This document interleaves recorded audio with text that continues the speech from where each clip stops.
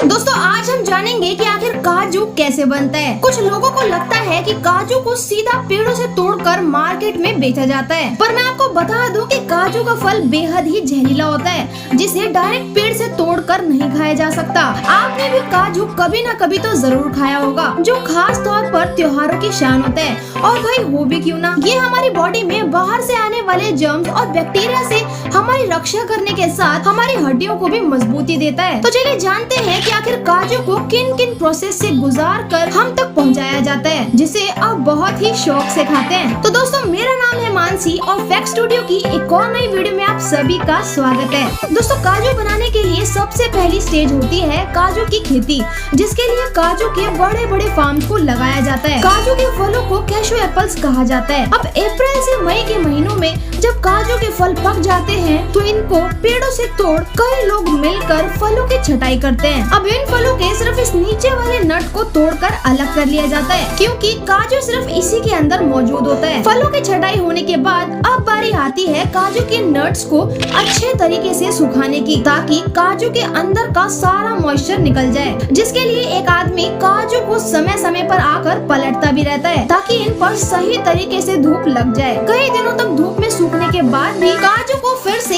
High temperature chambers में roast किया जाता है। पर रोस्ट करते वक्त इन बातों का भी ध्यान रखा जाता है कि काजू के साइज के अनुसार उसे कितनी देर तक रोस्ट करना है, वरना काजू खराब भी हो सकता है। दोस्तों काजू के ऊपर का छिलका बहुत ही कठोर होता है, जिसे हाथ द्वारा निकालना संभव नहीं होता। पहले के समय में ये काम कई हैंड ऑपरेटिंग मशीनों द्वारा किया जाता था, पर इसके छिलकों को उतारना जितना आसान दिख रहा है उतना आसान होता नहीं है। ये काम बहुत ही सावधानी के साथ किया जाता है, क्योंकि काजू नट्स के शेल में एक खास तरीके का लिक्विड पाया जाता है, जो बॉडी के कांटेक्ट में आते ही उसमें इन्फेक्शन जैसी कई बीमारियां भी कर सकता है। पर अब इस काम को ऑटोमेटिक मशीनों द्वारा किया जाता है।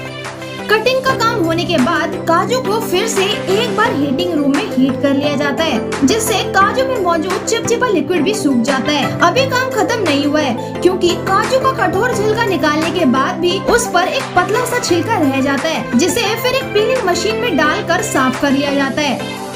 इतना काम होने के बाद अब बारी आती है काजू की ग्रेडिंग स्टेज की, जिसके लिए काजू को कलर, शेप और साइज के अकॉर्डिंग मशीनों द्वारा ही अलग अलग कर लिया जाता है। और जो काजू जितने बढ़िया होते हैं उन्हें मार्केट में उतनी ही महंगी कीमत में बेचा जाता है। इतने सारे प्रोसेस से गुजरने के बाद भाई अब बारी आती है काजू की पैकिंग की, पर उससे पहले भी काजू को एक सुगंधित धुएं से गुजारा जाता है, जिसे फ्यूमिगेशन प्रोसेस बोलते हैं। फिर एक क्लीनिंग लाइन में काजू में मौजूद किसी भी प्रकार की छोटी मोटी गंदगी को भी साफ कर लिया जाता है।